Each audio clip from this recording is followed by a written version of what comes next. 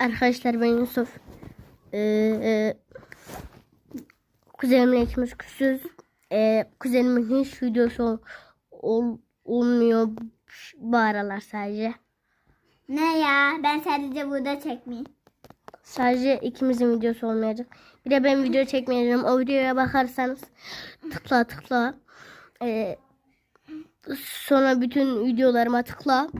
Bulursun. Sait Emir yaz. Sait Emir Gökçelik yaz. Ben çıkarım. Bir tane sarı kıyafetli ve iki çocuk kollarını böyle atmış duruyorsa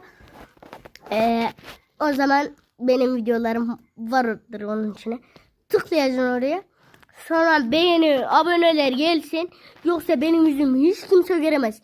Videolarımı da silerim. Ben ama her buradan abone attım. Bye. Ben ama her buradan abone attım. Bu videolarını da atacağım hatta.